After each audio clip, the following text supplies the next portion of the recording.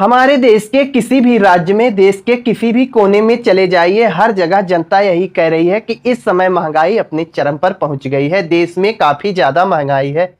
लेकिन हमारे देश की एक सरकारी एजेंसी है, राष्ट्रीय सांख्यिकी कार्यालय अर्थात एनएसओ।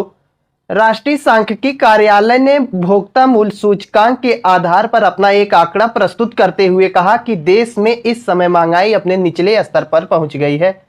उन्होंने पिछले 6 साल का आंकड़ा निकालते हुए कहा कि पिछले 6 वर्षों से अगर तुलना की जाए तो देश में इस समय महंगाई अपने निचले स्तर पर पहुंच गई है।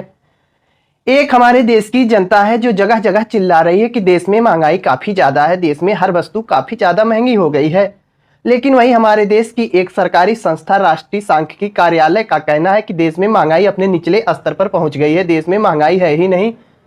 अब हमें ये नहीं समझ में आ रहा है कि हमारे देश की जनता फर्जी चिल्ला रही या फिर हमारे देश की ये सरकारी एजेंसियां अपना फर्जी आंकड़ा जारी करके जनता को गुमराह करना चाहती हैं।